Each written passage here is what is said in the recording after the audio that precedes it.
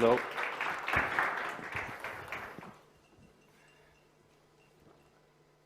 Thanks for being here. At least a few of you could get away from the coffee machines outside, right? So thanks for this. Greetings again for all the people in front of their screens as we are still streaming online. And welcome to all of you here on stage on our next topic, what is e-commerce, and especially e-commerce for startups. We know that the industry was changing completely during the last 2 years. Already before, e-commerce was a big driver in our industry, and now even more than ever before in history. And so what does it mean for logistics? What does it mean for global supply chains? Till last mile delivery, including, of course, also the very important part of the fulfillment part in our warehouses. And today, we want to have a special focus on also new businesses, business startups. When somebody comes and says, hey, I have a genius idea, I want to do something, I want to start my business in e-commerce, what can we do in the industry to support those companies to grow and to run their business with an efficient supply chain, even maybe especially in the initial situation, the financial background is not so safe like with long-established companies. All right, then I suggest we start with a short introduction round from your side, maybe from left to right, so ladies first. Petra, would you like to say a few words? Yeah, sure. Yeah, thanks. Very nice to be here. So my name is Petra. I'm co-founder of Bird. Bird is a company that basically allows online shops to get access to an international fulfillment network. So we currently have warehouses in 7 European countries, about 20 of them at the moment. And so what we do there is comparable to an Amazon fulfillment network where we store the products, and when orders come in, we pick, pack, and ship them, just with the difference that we can set up certain logical rules where basically, depending on where the end recipient is located, we always select the most efficient route and the most efficient warehouse. So this is also how we try to support the small retailers to kind of be on the same service level as the big players that have their own fulfillment networks. Thank you. Hello, good morning. My name is Simona, and I am founder of Paketa Group. And thank you for the invitation, and I'm really happy to be here with you today. And Paketa covered 34 countries. So we are a digital platform for e-commerce with a local infrastructure in 4 countries, in Czech Republic, Slovak Republic, Hungary, and Romania. And we do deliver the goods from whatever country to 34 countries, including USA, Middle East, and yeah, it used to be Ukraine. It's not the Ukraine anymore because we do deliver humanitarian aid right now. But we are quite huge. We are not a startup anymore, but we do support startups and small businesses as well, and starting e-commerce players in all the countries. And we run our own network of PUDOs. It's a pickup points. We have more than 10,000 pickup points in these 4 countries. And we started to build our own network of lockers in our 4 countries as well. So we run already 3,000 lockers right now in Czech, Slovak Republic, and Hungary. And we'll continue with the other countries. And we run our own fleet of cars and trucks and whatever. So we are ready to help all the businesses, Middle East, middle size, small businesses, and big businesses as well. And we do cooperate for Zalando and About You, for example, or the others, LPP, Alshai Group from Middle East, and so on. But we are ready to help to support startups and small businesses from e-commerce as well. Thank you very much. Peter, great to have you back on stage. Thank you. So good morning, ladies and gentlemen, again. My name is Peter Menke, and I'm a Chief Commercial Officer of Dodo. And we are a last mile delivery provider. We are a technologically logistic company, so we have our own software, and we also provide a fleet and couriers, so one complex solution. We are present nowadays in 7 countries, and we are expanding about 2 countries per year. We are about in 60 plus cities in Europe, and our aim is just to make the delivery quicker and more convenient. Thank you. Thank you very much. Last but not least. Good morning, ladies and gentlemen. My name is Michał Grochowski. I'm head of cargo at LOT Polish Airlines, national carrier from Poland. We're active on 60 markets today and very well connected with the Central Eastern Europe region by our road feeder service, but also online service, also to Prague, Budapest, and a few airports in Poland. Also in Vienna, we have a regular traffic. And by this occasion, I would like to share with you my outcomes after last 2 years, how e-commerce has an influence on the cargo in traditional airlines. Please, I mean, we have a very interesting stage today, so we cover a very wide field of very important parts in the supply chain. And when you will give us an input on LOT, how LOT is taking care about the e-commerce business when we talk on a global scale, right? That's definitely a good start into our podium discussion. Kindly share the few slides with us. Thank you very much. I have just a few slides. You can see that we do as a traditional carrier. We do the general cargo, we have a special cargo, we have airmail. And last years we observed that the e-commerce is much more present in the normal mail post, which is in our company the 10% of income, and is growing. And the traditional mail post is migrating into the e-commerce because every single post today is doing e-commerce exactly. On the last mile delivery or is a part of the global network and using different post and this is a little bit different business than the traditional cargo, but they cooperate each other and the accounting is a little bit different. I'll be fast with that. As airmail, 10%. We hope this will be more and more. And what I would like to present about the e-commerce statistics and how it looks. You can see this, the chart that e-commerce is going to be very optimistic. It's growing. What happened 2 years ago, before COVID exactly, but the COVID pandemic boost a lot of activities in the e-commerce. It's the situation that a lot of airlines invested into the freighters fleet because what traditional airlines as we are has a challenge today. It is a situation with the dangerous goods.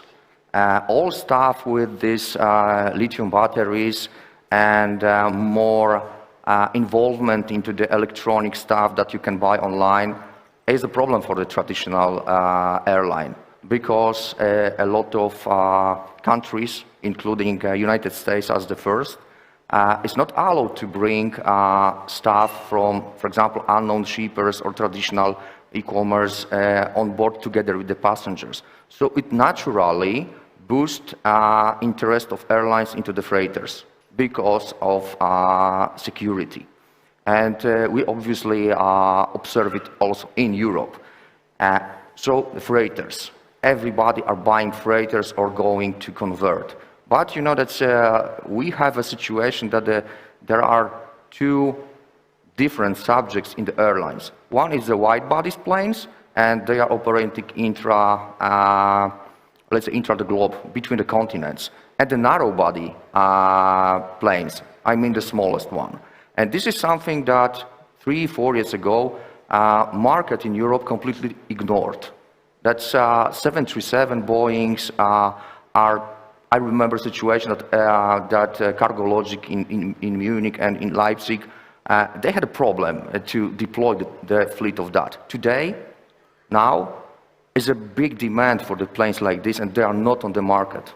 And I note something to tell you that the Brexit started big opportunity between Europe and UK, especially for narrow-body planes.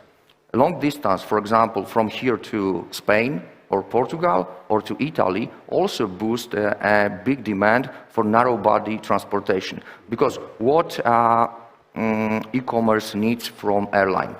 It needs very fast transit time, very efficient track and trace connected to the system, to the platforms with e-commerce to track completely and give the final customer information when he will get his online shopping in hands. It's very important. But why I put Amsterdam, Liège or Leipzig on the map? It is very important to understand that in case of import, inbound freight, especially from Asia, here in our region, we have a challenge with customs. Netherlands, Belgium, and in Germany, they solve it very well. I mean situation that you can imagine that 10,000 shipments are coming here, and the customs, for example, in Czech Republic, in Hungary, in Poland, they will treat every single piece as a kind of shipment. And they're trying to protect the countries with VAT, with taxes, with all this documentation, which is totally failed, all this supply chain. In Netherlands, in Belgium, all of them, they treat this as a consolidation. And it is a big barrier here for our region. And customs must be a little bit solved. That's one. It's security, freighters availability, system, and the customs. I think that there are key subjects of success.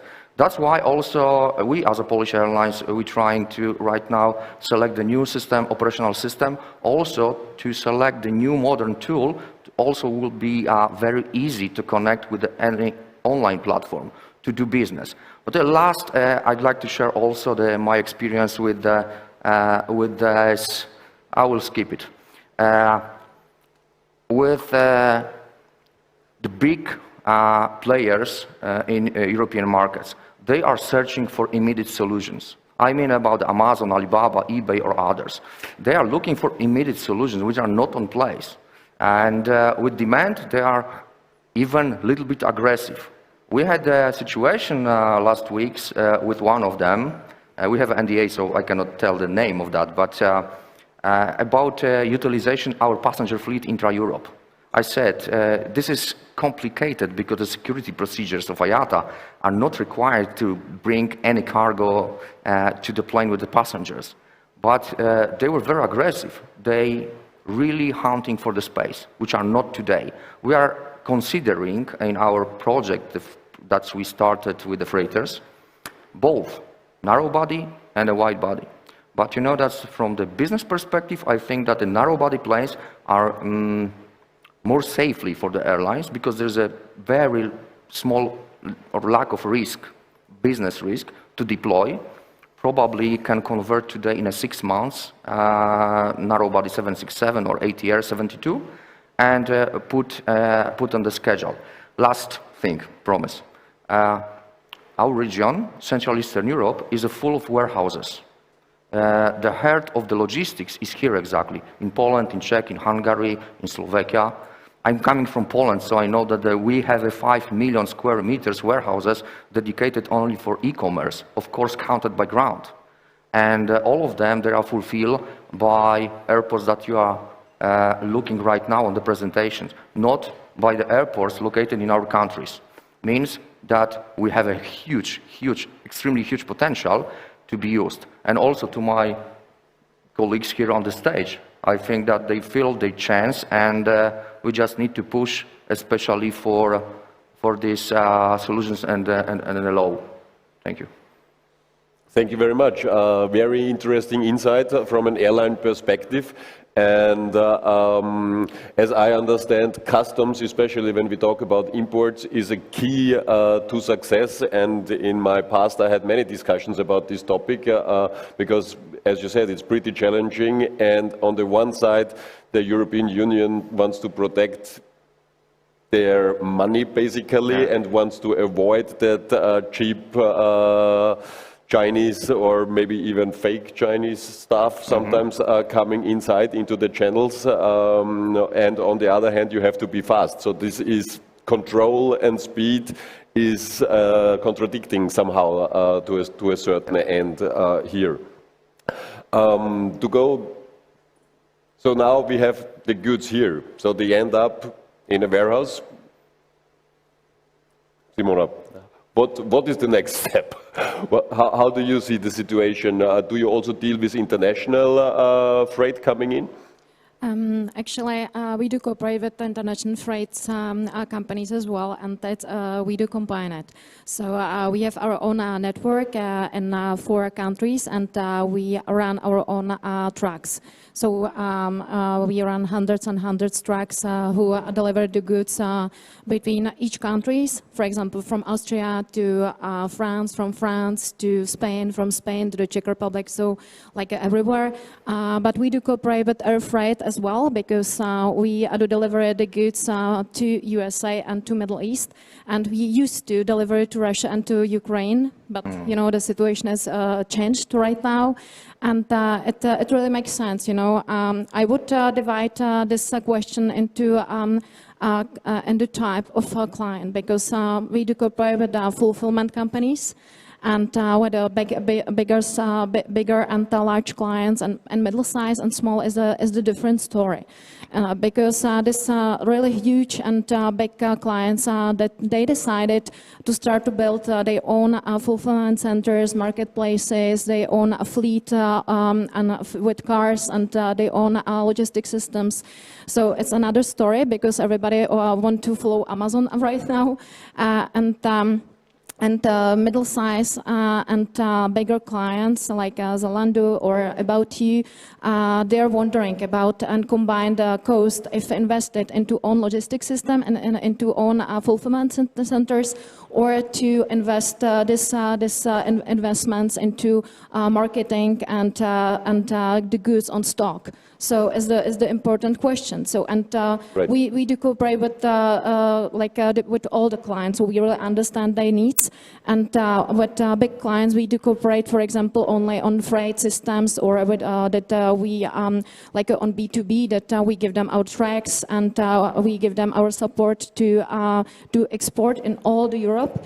But for example, for Zalando or About You, there is another situation, because we pick up their goods in Germany, and we do deliver the goods into all the CEE region, because we are a very specialist in CE region. So, and they use our whole network of PUDOs, pickup points, lockers, and home deliveries, because we do last mile home delivery. And in the countries where we don't have our own fleet or our own systems, we do cooperate with the others. So we do cooperate in every country, at least with at least 3 companies. For example, here, Austria Post, somewhere sitting the guys from Austria Post, so we do cooperate with them here. Yeah. It's a very efficient way to how to do last mile delivery in e-commerce. And I think that all of you guys who are sitting here, I think you do combine the systems as well. It depends on the size of business. Like we are sitting here, and we'll talk about mainly about the small businesses and startups and SME. So it's a different story. Because they really need a support on the beginning. They need to connection to marketplaces. They're wondering about connection with fulfillments, and of course they need like a 100 support. So we are here for them. Like a Paketa is able to support them in every country in Europe and in USA and Middle East, and to do last mile in very efficient way. And I think that is the most important for them, because if you decide to integrate some logistic partner, whatever in Europe, for these small businesses is very costly, because it takes some time, it takes investments, and of course you don't work with the information.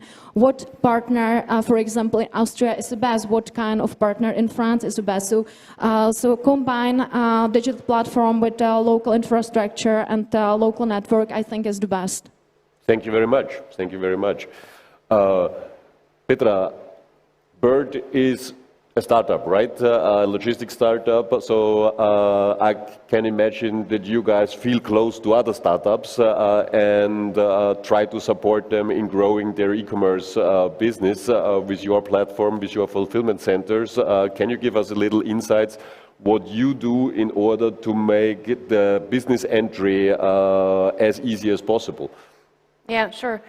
Yeah, so I think it's very similar to what Simona just mentioned. Actually, we have kind of a similar approach, right? Not every company wants to set up their own fulfillment centers. Of course, if I'm Zalando and I have millions and millions of monthly customers, that's a different story. But even for not the smallest companies that are just launching, but even if I've been on the market for a few years and have 10,000 shipments a month, I mean, that's still a relatively small size to set up your own fulfillment location and to, as you said, like build all these integrations with the different carriers, just negotiating the contracts, and then you're set up in one country, right? But if you do that in Germany, let's say, you still need 5 days to deliver to Spain, unless you're, sorry, unless you're using a smart solution like Paqueta. But I think it tends to be kind of underestimated, or I think historically there have been many cases where e-commerce companies overestimated themselves and invested millions into building like these fulfillment locations, and then they failed.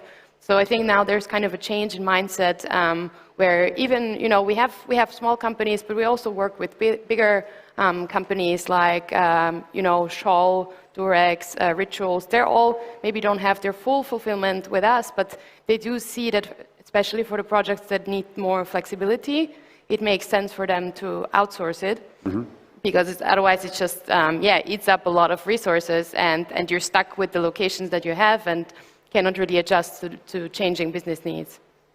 Thank you very much.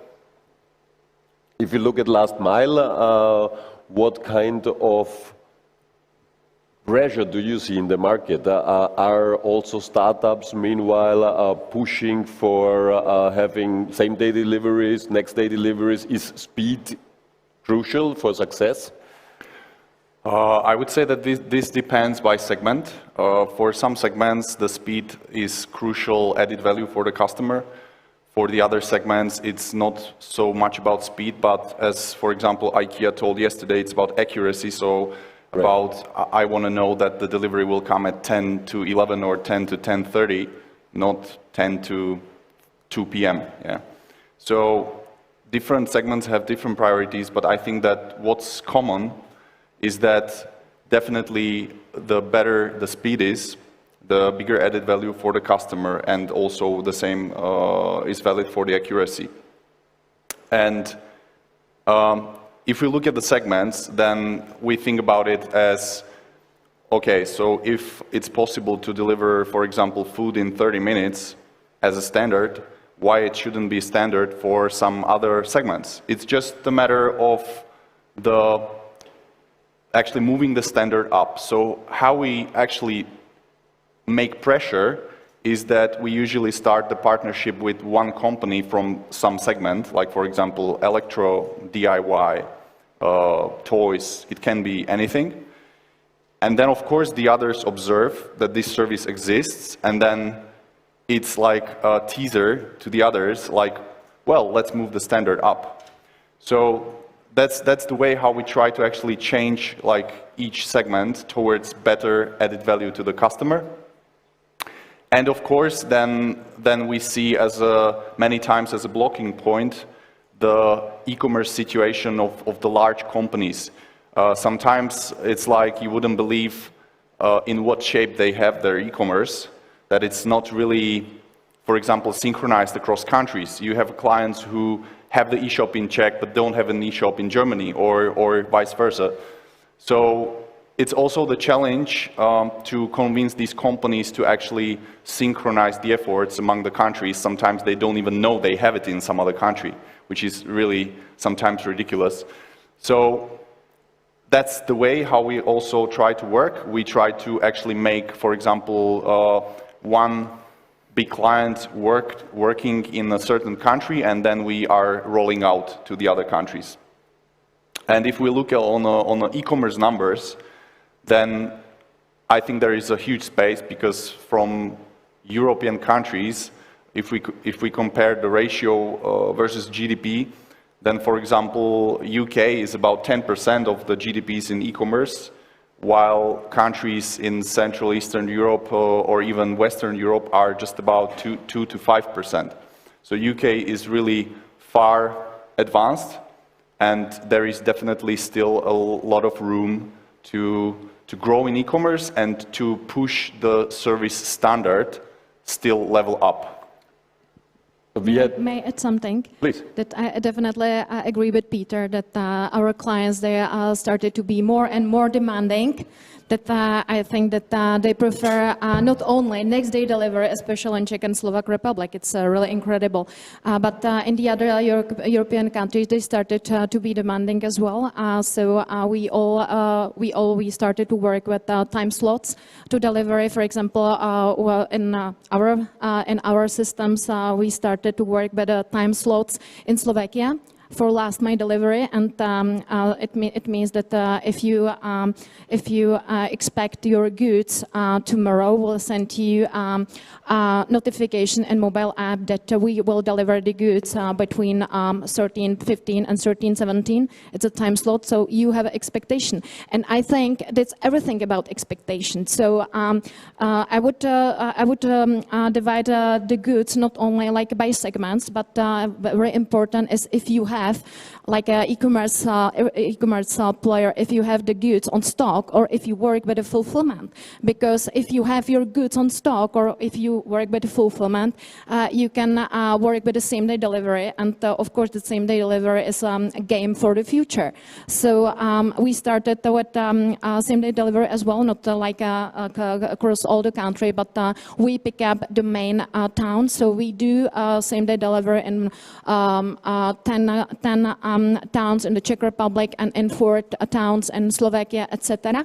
And definitely our clients, they are very, very demanding in this field, and I think it's a future. It's like Amazon Prime. So I think that the rest of e-commerce, especially and including this e-commerce startups and SME, they have an expectation that we solve their problems, so that we came with a solution for same-day delivery, for faster delivery, for time slot. So I think it's definitely a game for the future, and maybe for the Paketa, it's not the game from the future, it's a game for now, because like we started with a time slot in Slovakia, and it's definitely the way where to go, and same-day delivery is definitely the way where to go. But it depends of segment, and it depends on client, because not every client is able to give the goods immediately after order. So we work with the clients that have these goods on stock, and that have these goods and stocks in the centers of towns, that we are able to give them the same-day delivery service. May I jump in here, because I'm really interested, because we also get a lot of these requests. You know, they think we're a startup, so we have to be innovative, so they think, let's do same-day delivery. But then when it comes to the willingness to pay for it, a lot of shops then stop there, right? And they're like, okay, well, if it's that much more expensive, then we don't really need it. So I'm just wondering, how does it work with you? Is it certain product segments where it makes sense? Or do you see that really rolling out across all segments? Because I honestly cannot really imagine how it will develop, because right now it always stops there. It's an easy answer, because it's about customer. It's not about an e-commerce player or about e-commerce, but about last user. Because user has some expectation, and at the end, the user and client who order the goods make a decision. So if I want these goods, like from a medicine segment and from grocery, I'm able to, and I'm ready to pay more, because I need the goods from medicine or from grocery segment, and I need it by the way. So I have an expectation that I will get a time slot, that it will be here in 90 minutes or up to 90 minutes. It will be same-day delivery, and I'm ready to pay for it. And of course, it's everything about information. So if I inform you as a client ahead, okay, it will be next day delivery, and it will be like a €2, or you can have a same-day delivery up to 90 minutes for €4. It's up to you guys if you decided this or this. So I think it's everything about decision, like a client's decision, not about us. But we have to be ready to give them all the list of the solutions. From our angle point of view, I also agree with this, definitely. But we look at it also from some other angle.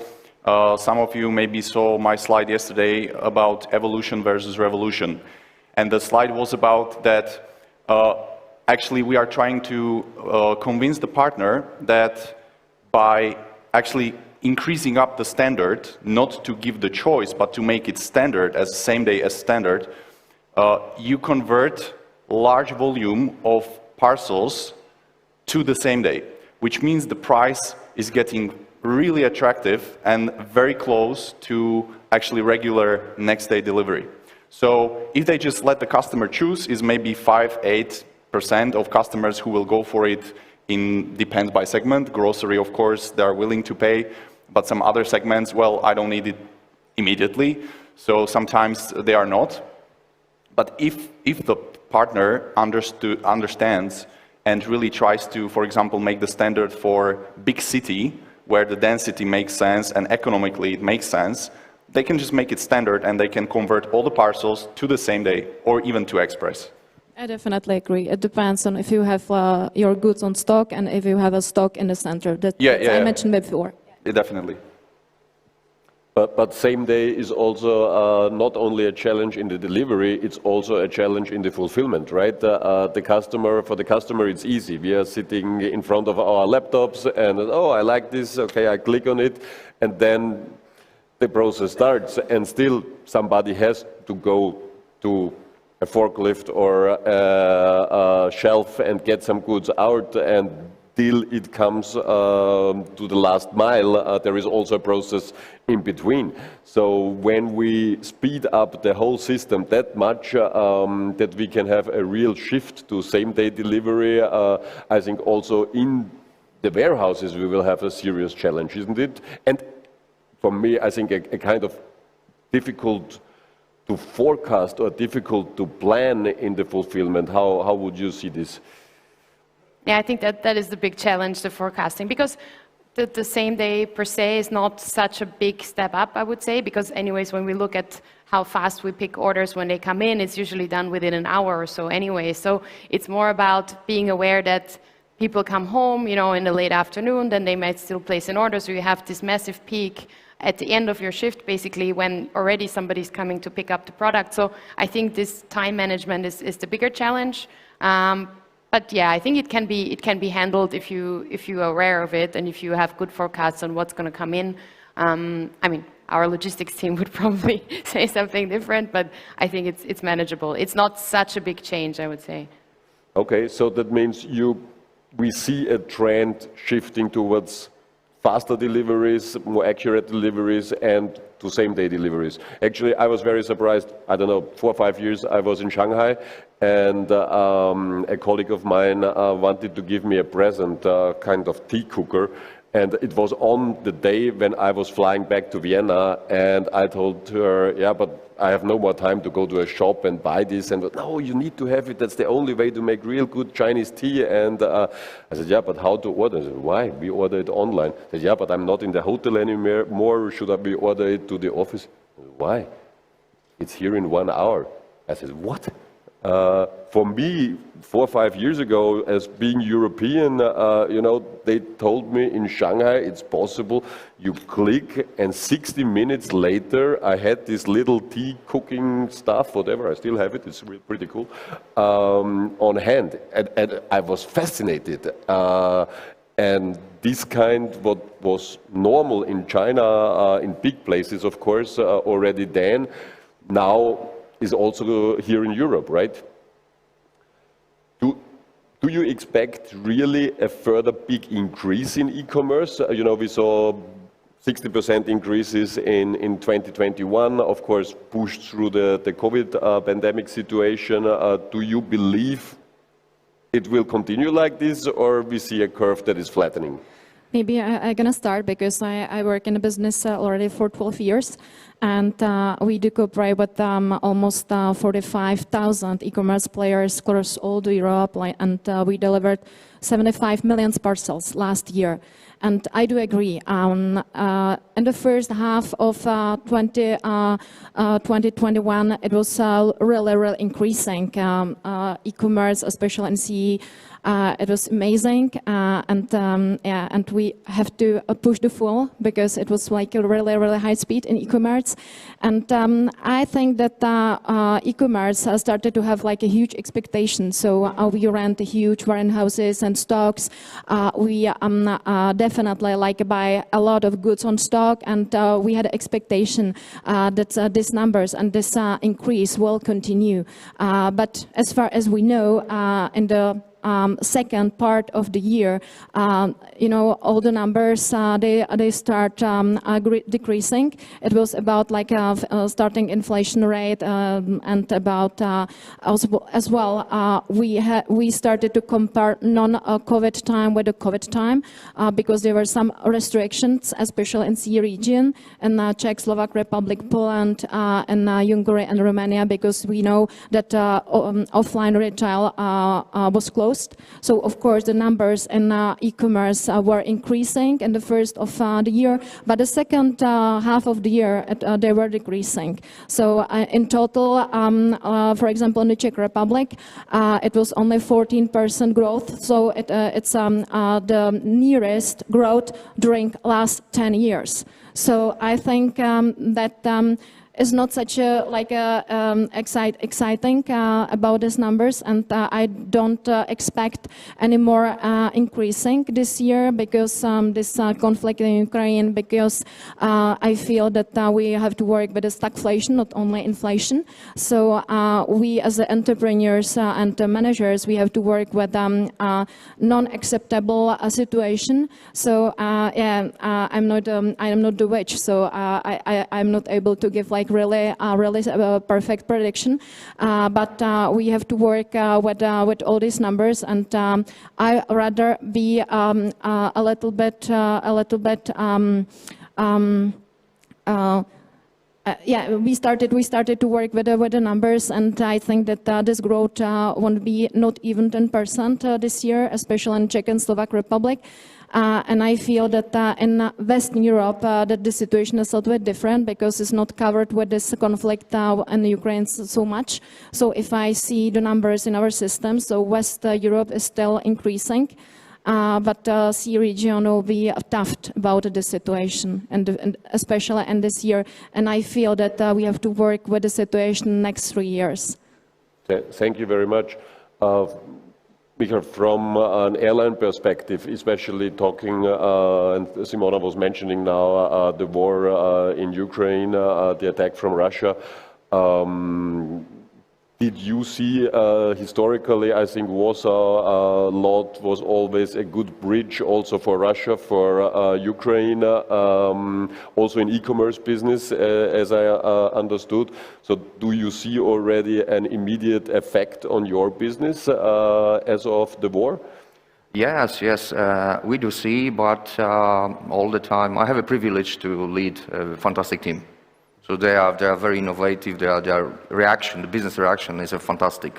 But you know, that's to add also, that's my perspective for the next few years. What I observe, and this is a proof, let's say, with no discussion. Huge investment into the warehouses here in our region. That's, you know, that the people are not spending money because they want to lose. No, they want to gain a profit. That's the first.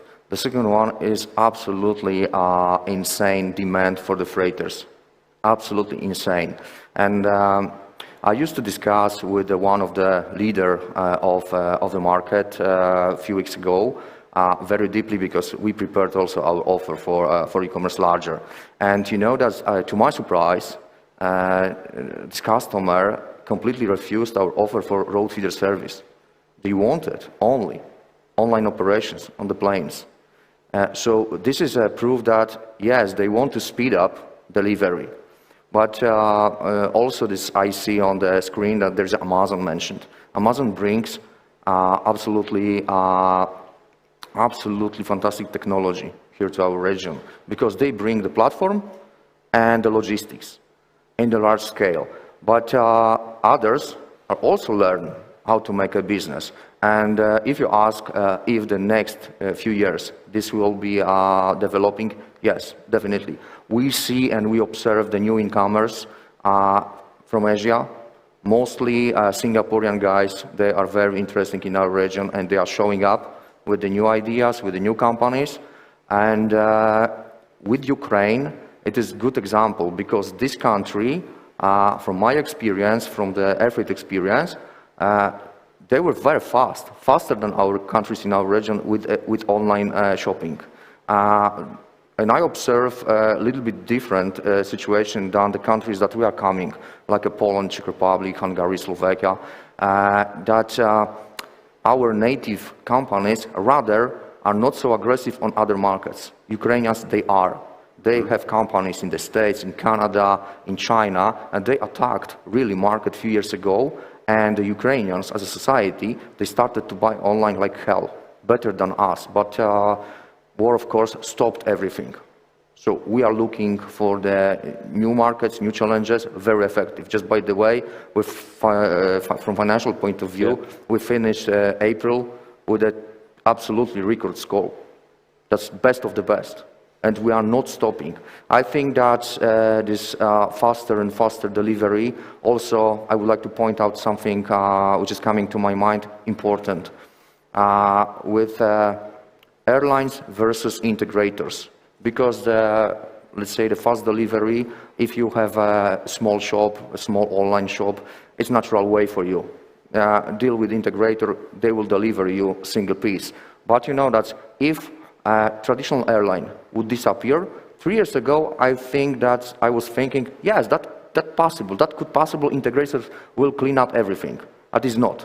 I see now that there is still plenty of room of traditional airlines to dealing with e-commerce and deliver consolidations, a little bit different than traditional way, to fulfillments, then to share, to split, and do again. I strongly believe, and I'm not scared, that there is a place for new ideas, because it is a fantastic world. All my colleagues here, ladies and you, you are talking with a very dynamic, let's say, method here. It's how you believe in that. And all of you, plus your competitors, they are trying every day, every single minute to discover some new channels, some new methodology, to find some advantage on others. Standardization, yes, everything like this. But the fast delivery for the single person is very, very important. Just by the way, I bought my online shopping today in the States in the morning from my bed as well. Why is that? Because in the past, you know that was a situation all of us wanted to buy some clothes, I don't know, which are available in the States, not available in Europe. Not because they are cheap, because they are available there. Today, it's very easy. I can buy my seat for my bicycle in Hong Kong. I can buy, I don't know, packs or boots in the States, and I have no problem with that. But in the past, yes, that was a problem. Today, everybody knows how to do that, and the companies like you represent can help. Very, very easy. Nobody's scared. I definitely agree, Michael. I just wanted to add one sentence that I do agree that from crisis we have to invest more. So we started with new efficient products and new efficient way, and I think that the message for all of us, like how to work with the crisis. But because if we stay with like a current products and current situation, our numbers definitely will be decreasing. So that's why we started, for example, with our electric bicycles in towns, and we really believe it. You know, because like for us, it's like a more efficient way how to do last mile. Of course, it's like this stay sustainable. But I do definitely agree that the way from crisis is to invest more and to bring new efficient way and to bring new products in last mile. Maybe just one comment regarding the previous part of the e-commerce, that definitely in short term, it depends mainly on the macroeconomics because of this war. So definitely there is a slowdown. But if we look at the longer run, then the estimations to 2025 are globally about 50% increase, which is from about 5.5 trillion to 7.8 trillion US dollars. And that's not the only part, because what is also important is how the Q-commerce will grow, which is for now mainly the groceries, but it might not be only groceries. So then our companies will definitely be focused also not just about the e-commerce growth, but really the quick commerce. Definitely. We got one question from the audience. If you expect in the whole e-commerce logistics a consolidation in the market in the next 2 to 3 years, what about mergers, acquisitions? Somebody wants to take it up? I feel it already just now. that especially in e-commerce segment, I mentioned before the stories about e-commerce players who built huge stocks and warehouses, and they bought a lot of goods on stock, and of course they cash out right now. So I feel the stories in e-commerce that one huge e-commerce players, they started to negotiate with the middle size who are out of cash, because to find some financing is even costly than before, because we work with higher rates. So I definitely feel that we can expect some consolidation in e-commerce field, and I think that we can expect in some mergers and acquisition in logistic field as well, because the same story. Yeah, there is a lot of money in the industry, right? And a lot of cheap money presently in the industry. I don't think so that they are cheap anymore. No. The money is cheap, I would say. Used to be. Or used to be. Used to be, Yeah. not now. I think that the rates they are higher now. And may I add something about the future consolidations and something? Because I observed the situation from the past that especially the investment enterprises were very active in buying freight forwarders. They consolidated, they sell, and something. I do expect that e-commerce is so attractive for them, so very soon they will come to the market with a huge money to do same like they did from the freight forwarders 10 years ago or 15 years ago. That's, I feel it. Yeah, from the market. and somehow we see also the historical borders are kind of opening, right? People are going into new fields, like Amazon started Amazon Freight, right? So they are going more and more into the logistics field, and sometimes even a little bit away from their core business, of course supported through their core business. So the borders are a little easing up in the industry. Maybe between the e-commerce, between the e-commerce and the logistics, just my feeling from our clients is that actually it's going rather the outsourcing way. So the opposite, because they, if you're a company which wants to expand heavily, you need to focus on a certain priorities, and you cannot be perfect at everything. So at least our experience is that also the large companies, they of course keep part of the operation, but they usually go the outsourcing way to leave it to the specialist. Right. Actually, may I just add one message, because you mentioned Amazon before. So, and I think that in this auditorium, I think that there are sitting a lot of people from freight business and logistic business. And if I think about Amazon business, I think for us, like from logistic, it's quite dangerous in the future, because Amazon, they started their own logistic in USA and Germany as well. So I don't know if there is a DHL in the auditorium, but their volume from Amazon, they were decreasing in last 2-3 years. So I think we supposed to think about to support the other like bigger and middle-sized businesses all over the Europe, because we should be proud for our European clients and European businesses. Not like think about how to support Amazon, but I think that the way is how to support each other and how to support European businesses. That's what we do. That's why we decided to support Zalando, About You, LPP, EMAC, and all these European clients, because I think is the way how to divide this fate, e-commerce fate, between like Amazon and the rest of the Europe. Challenging, but I fully agree with you. The time is flying, so we have six minutes left here on stage. One topic what I definitely don't want to let out of discussion is sustainability. We have had the topic in previous panels already in the morning session, pretty interesting. Yesterday, the Austrian Post said, for example, they have already 2,600 e-cars, the biggest e-car fleet in Austria. You said you cooperate with them. How do you see in your field the sustainability efforts? Not far away in future, but what is happening today? So maybe I will start. So I mentioned that we started this business with electric bikes in the town. So we are very proud for this project, and I think it's definitely the part of future last mile delivery. And our goal in Paketa is to change our fleet from like a petrol and diesel to the other fuels.